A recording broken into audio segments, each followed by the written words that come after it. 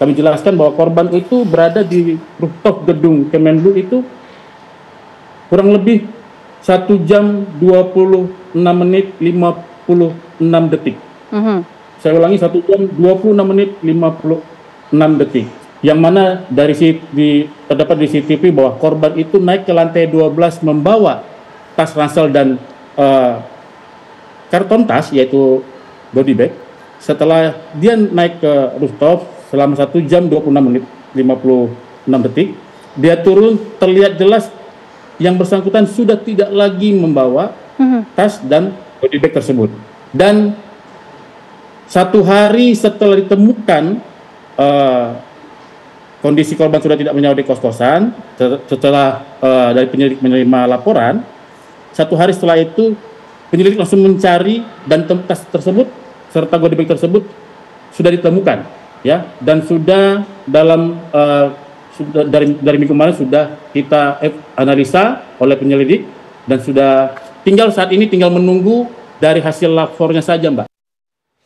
Baik pemirsa, itu kira-kira kemudian perkembangan yang disampaikan oleh pihak kepolisian soal temuan aktivitas dari almarhum Arya Daru Pangayunan di rooftop kantornya. Pak Susno, terhadap temuan baru ini, aktivitas Arya Daru Pangayunan di rooftop malam hari, naik membawa ada tas dan juga kantong begitu, tapi turun tidak membawa barang tersebut. Kemudian publik juga banyak spekulasi, jangan-jangan ada sesuatu kah atau siapa yang mengambilnya? Melihat di rooftop ya sendiri ya, kita kecil kemungkinan ada kejahatan di rooftop itu. Nah, yang jadi pertanyaan adalah mengapa tas itu ditinggal, mengapa tas belanjaan juga ditinggal. Kemudian mengapa dia naik ke situ, apakah hal tersebut menjadi kebiasaan yang bersangkutan sebelum tidur ke atas dulu. Nah, ini yang belum terjawab. Nah, untuk menjawab itu, tadi Pak Riza sudah uraikan PI dan sebagainya. Nah, ini akan terjawab juga saya kira kalau laptop yang bersangkutan terbuka, kemudian HP yang ada itu terbuka. Karena dari HP itu akan terjawab kalau seandainya ada ancaman, kalau seandainya dia mau mengakhiri hidupnya. Karena terbuka juga apa yang disampaikan oleh korban kepada istrinya. Karena istri adalah teman terdekat. Nah, dari pembicaraan, WA, dan sebagainya yang ada di telepon itu akan terungkap ini. Ya.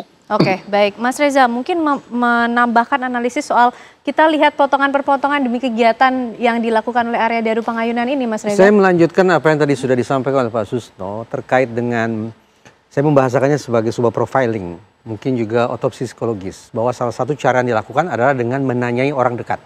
Ya. Dengan asumsi, boleh jadi orang dekatlah yang tahu suasana batin seseorang, persoalan-persoalan hidup seseorang, kekhasan-kekhasan yang ada pada diri seseorang, dan seterusnya, dan seterusnya. Cara ini tidak begitu mudah juga. Kenapa? Karena kecenderungan orang kita begitu tahu misalnya ada sanak saudara kita yang memiliki kondisi khas tertentu, kita akan cenderung tutup kan. Demi menjaga nama baik keluarga kita akan tutup itu. Tetapi yang ingin saya katakan begini, menarik untuk dicari tahu, apa gerangan yang membuat sang istri begitu cemas, begitu risau akan kondisi suaminya pada malam itu, sampai kemudian berulang kali menelpon penjaga kos dan meminta penjaga kos untuk mengecek situasi di dalam kamar. Ini lagi-lagi memang subjektif, tapi saya bayangkan begini, andaikan saya menghubungi istri saya pada jam 21, jam 21 saya perkirakan adalah jam ketika orang sudah mulai masuk ke jam istirahat. Ya. Lalu saya tidak berhasil menghubungi istri saya. Oke lah, saya coba lagi, tidak berhasil juga. Maka sekonyong-konyong atau seketika saya akan membangun pemikiran bahwa istri saya jam 21 dan seterusnya adalah jam ketika dia beristirahat. Dengan asumsi sedemikian rupa, saya akan berikan waktu kepada istri saya untuk istirahat. Besok pagi baru akan saya kontak kembali. Tapi dari sekali lagi pemberitaan yang saya simak, ternyata sang istri digambarkan berulang kali menelpon penjaga kos. Berarti kita bisa tafsirkan malam itu ada perasaan yang berbeda pada diri sang istri terkait dengan kondisi suaminya. Bahkan sampai meminta penjaga kos coba cek ke dalam kamar gitu ya. Nah, sayang beribu sayang, hal ini pun tidak kita peroleh secara terbuka informasinya. Padahal pada segmen sebelumnya sudah saya katakan, elemen I atau I, yaitu ideas, ini menyangkut perbincangan, narasi-narasi yang barangkali sudah dilakukan oleh almarhum dengan orang-orang dekatnya yang boleh jadi memberikan petunjuk tentang apa yang akan dilakukan oleh almarhum berikutnya. Kalau ternyata ideas terwujud dalam berupa perbincangan-perbincangan yang narasinya gelap, maka ya sekali lagi kita punya alasan untuk berspekulasi tentang kemungkinan almarhum mengakhiri hidupnya sendiri. Sekali lagi ini spekulasi yang harus diuji oleh pihak kepolisian. Oke. Jadi soal kembali lagi ke rooftop nih, Mas Reza, soal adanya tadi barang yang kemudian dibawa pada saat ke rooftop, kemudian turun tidak membawa barang, karena kemudian muncul juga nih di publik gitu kan spekulasi, orang berpikir ada orang yang mengambil barang tersebut, tapi kemudian pada malam hari yang bisa masuk ke kantor Kemenlu kan pasti juga orang-orang yang memiliki akses tertentu pula, Mas Reza. Saya mencoba menyimak pemberitaan tentang kasus ini hari demi hari. Ada satu catatan yang saya ingat betul bahwa seingat saya sejak awal hingga paling tidak hari ini belum pernah sekalipun dari Polda Metro Jaya ataupun Kompolnas mengangkat narasi kurang lebih begini. Kami sedang melacak terduga pelaku. Kami sedang memburu pelaku. Tidak pernah sekalipun saya simak ada narasi semacam itu diangkat oleh pihak kepolisian. Satu poin ini ditambah lagi dengan sekian banyak temuan baru dari Kompolnas, memberikan alasan, bukan simpulan, memberikan alasan kepada kita atau paling tidak kepada saya untuk mengecek ulang. Benarkah spekulasi bahwa almarhum meninggal akibat perbuatan orang lain? Karena narasi tentang itu tidak pernah diangkat sama sekali oleh pihak kepolisian. Padahal yang saya pahami lazimnya begini. Ketika seseorang dinyatakan meninggal akibat perbuatan orang lain dalam kurung pidana, polisi selanjutnya akan mengatakan kami saat ini sedang memburu pelaku. Tapi narasi itu tidak pernah ada. Kombinasikan dengan temuan-temuan Kompolnas. Misalnya, kunci berlapis semua dalam kondisi terkunci dari dalam. Plafon sudah dicek, tidak ada tanda-tanda dijebol, dirusak, atau sejenisnya. Jendela utuh tapi ada bekas congkelan dan itu dianggap sebagai congkelan dari penjaga kos. Kemudian juga kunci kemudian dari dalam juga terkunci, Mas Reza. Kunci berlapis dari dalam. Kemudian juga ketika dilakukan pemeriksaan sidik jari, informasi dari Pak Arief, Ketua Harian Kompolnas, hanya ditemukan 1 sidik jari. Tetangga sebelah ketika ditanya, adakah kegaduhan? Tetangga di rumah itu mengatakan tidak ada kegaduhan pada malam itu. Rekaman CCTV yang sudah beredar di publik juga tidak memperlihatkan adanya hal-hal yang mencurigakan. Penjaga kos patroli pun tidak menampakkan gelagat bahwa dia sedang melakukan sebuah perbuatan buruk apapun. Dari semua data itu, maka sekali lagi, ayo kita cek ulang seberapa jauh ketepatan spekulasi bahwa almarhum meninggal akibat perbuatan orang lain. Baik. Yang masih tentunya menjadi pertanyaan besar nih dokter soal penyebab kematian dari almarhum begitu. Tapi kalau secara forensik dokter, apakah ada perbedaan yang paling signifikan yang bisa dibaca ketika membedakan korban ini meninggal karena perbuatan seseorang artinya menjadi korban pembunuhan atau kemungkinan lain seperti bunuh diri atau kecelakaan, seperti apa dokter? Baik, artinya kan kita punya pemikiran begini. Bahwa seorang dewasa tidak akan mungkin merelakan nyawanya diambil oleh orang lain dengan sukarela, ya kan? Artinya bila ada seseorang yang ingin mengambil nyawa orang itu, tentunya pada umumnya terjadi perlawanan. Artinya apabila dilakukan pemeriksaan kedokteran forensik, bisa ditemukan adanya luka-luka yang menunjukkan adanya perlawanan. Nah, apakah itu ditemukan pada korban atau tidak, gitu ya kan? Dan lagi, kalau kita bicara tindak pidana pembunuhan, tentunya ada pelaku. Kalau ada pelaku, berarti dia melakukan tindakannya tuh di mana. Kalau melihat berita-berita yang ada, kemungkinan besar terjadinya di kamar kos itu. Kehilangan nyawanya. Kamar kos itu. Artinya, hasil pemeriksaan kedokteran forensik terkait dengan perkiraan saat kematian menjadi penting di situ. Misalnya di perkiraan saat kematian sekitar jam sekian sampai jam sekian. Nah, jam sekian sampai jam sekian itu perlu didalami oleh pihak kepolisian apa saja sih yang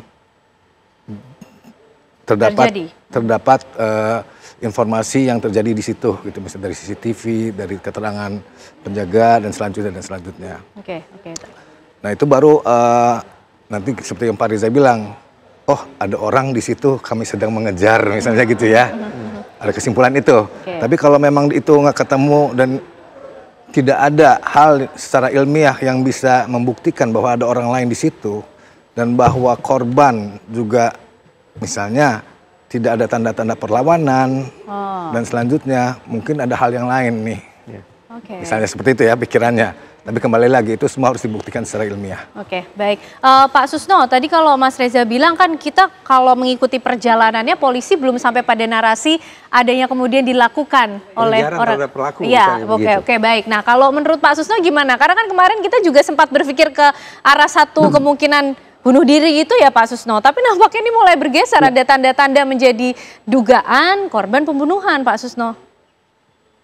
Kalau pembunuhan saya belum bisa terlalu menemukan, hanya mengapa dia sampai ke laptop gitu saja. Nah, tapi di laptop itu ada hal yang mencurigakan, dia melihat ke bawah dan sebagainya, bolak-balik terus hampir 1,5 jam dia di sana. Apa yang tidak ada orang lain, berarti dia sedang merenung, sedang berpikir gitu kan. Kemudian balik ke tempat kosnya dan barang-barangnya ditinggal. Nah ini ada apa? Nah saya sependapat juga dengan yang dikemukakan oleh Dr. Budi ya. Karena apa? CCTV itu bekerja 24 jam. Dan 2 CCTV yang memantau tempat kos itu. Kita dari keterangan Polri tidak ada orang lain selain daripada yang jaga itu, yang bolak-balik. Nah berarti kemungkinan orang lain yang masuk kan kecil. Kemudian kalau lewat pelapon juga keterangan Kompolnas itu baik-baik saja gitu, baik pelapon kamar mandi maupun pelapon tengah. Kuncinya sebagaimana Pak Riza katakan, Kompolnas juga jelaskan kuncinya bahkan rangkap 3 gitu. Nah, rangkap 3 jadi hanya jendela yang ada tanda-tanda rusak itu pun karena dicongkel dan waktu mencongkelnya pun itu disorot oleh temannya karena dia hati-hati untuk naik kemudian hari ada sesuatu apa dia punya bukti gitu. Nah artinya orang lain masuk kemungkinan kecil. Nah pendapat dokter tadi benar juga. Nyawa tidak boleh diambil orang lain. Kalau nyawa diambil orang lain pasti ada perlawanan. Minimal selimut yang nempel di badannya itu akan lepas gitu karena melawan gitu. Nah sidik jari orang lain juga tidak ada. Nah maka untuk menjawab unsur A yang disampaikan oleh Pak Riza tadi, selain teman terdekat, istri juga HP dan laptopnya. Dari situ apa yang dilakukan dia itu pembicaraan lewat komunikasi laptop ataupun komunikasi HP. Itu akan menjawab juga kalau seandainya pihak keluarga tertutup gitu. Oke, Pak Susno, ini kita juga yang menarik selain kemudian korban atau almarhum ini ditemukan dalam kondisi terlakban, ada juga plastik di kepala atau di wajahnya. Nah, Pak Susno melihat soal plastik ini seperti apa? Adakah indikasi ini juga untuk melumpuhkan begitu? Dari lakban dan plastik itu tidak ditemukan sidik jari orang lain. Dan soal lakban kan sudah terjawab dari Humas Polda menjelaskan bahwa itu lakban dibeli di Jogja. Bahkan masih ada yang satu yang tinggal di Jogja, berarti itu miliknya daripada korban gitu. Nah dari lakban tidak ada. Kalau seandainya di lakban tidak ada sidik jari karena pelaku misalnya kita andaikan ada orang lain masuk yang menghilangkan sidik jarinya, ya mestinya ada tanda-tanda yang tempat keluar masuk daripada pelaku. Nah keluar masuk ke ruangan itu karena kita berasumsi dan tidak mungkin terjadinya kalau seandainya pembunuhan itu di luar kamar, nggak mungkin, itu pasti di dalam kamar. Jadi lakban sudah jelas miliknya si korban, sidik jari di lakban maupun di dalam ruangan itu ataupun di pintu dan lain sebagainya hanyalah sidik jari tunggal milik daripada si korban. Kemudian teriakan tidak ada dan lain sebagainya tidak ada.